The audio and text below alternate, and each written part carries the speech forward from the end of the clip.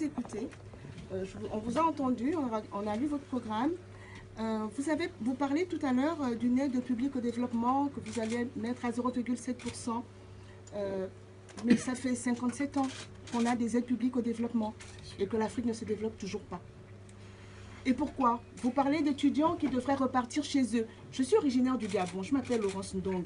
Et le Gabon, c'est un pays dans lequel il y a toujours eu plus de Français au Gabon que de Gabonais en France. Lorsque les Gabonais venaient faire leurs études en France, ils repartaient chez eux.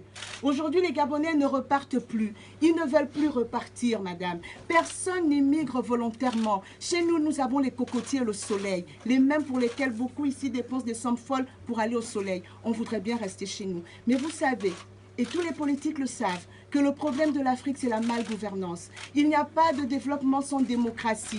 Il y a ces dictatures qui perdurent, qui ont formé ces oligarchies qui pillent nos États, qui font que dans des pays comme le Gabon, où nous avons une population d'1,5 million d'habitants, le chômage des jeunes est de 35%. Pourquoi? Parce qu'on a une seule famille, les Bongo, qui pillent. Semblerait-il que le père Bongo était ami à votre père. Mais on voit aujourd'hui, par exemple, vous voulez écrire de nouvelles relations avec l'Afrique, mais votre premier voyage, vous l'avez quand même fait au Tchad. Vous êtes quand même allé voir Idriss Déby, qui pour nous n'est pas un exemple de démocratie. Idriss Déby aujourd'hui se sert de la lutte contre le terrorisme pour redorer son image, pour redorer ses relations avec l'Europe. Mais excusez-nous, pour nous, Idriss Déby est un terroriste d'État. Autant vous pensez qu'il combat peut-être l'islamisme, mais l'islamisme se sert de quoi? Ils utilisent quoi pour transformer des jeunes en bombes humaines? Ils utilisent le désespoir.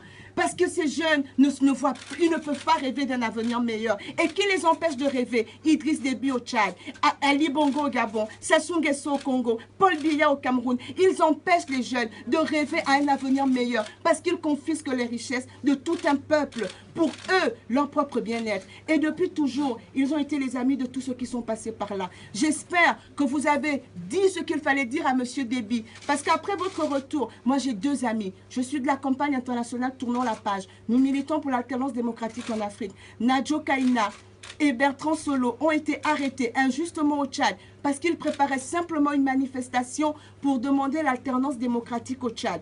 Ils ont été jugés cette semaine et le procureur a requis 5 ans d'emprisonnement ferme, simplement parce que ce sont des activistes qui se battent pour la démocratie. J'espère, madame, qu'en partant d'ici, vous appellerez Idriss Déby pour lui dire de les relâcher. C'est votre ami, vous êtes allé le voir. J'espère que vous le ferez, vous le pourrez. C'est juste pour vous dire, je vais conclure. Le problème de l'Afrique aujourd'hui, c'est la malgouvernance. Elle est tenue par des dictateurs qui organisent de fausses élections, qui les trichent à chaque fois. Mais quand en Syrie, Bachar el-Assad tue son peuple, on est indigné en France. Mais quand Sassou Nguesso bombarde le Poul depuis 1 an, quand Ali Bongo fait massacrer des jeunes dans la rue pour se maintenir au pouvoir, et qu'on a un rapport de la mission d'observation des élections de l'Union européenne qui reconnaît que cette élection a été entachée de fraude grave, qui remettent en cause le processus et les résultats, personne ne dit rien. Qu'est-ce que vous allez faire quand vous serez à l'Élysée? Vous allez aussi les accueillir, leur tendre la main? Madame, on peut dire des choses, mais on ne peut pas dire tout.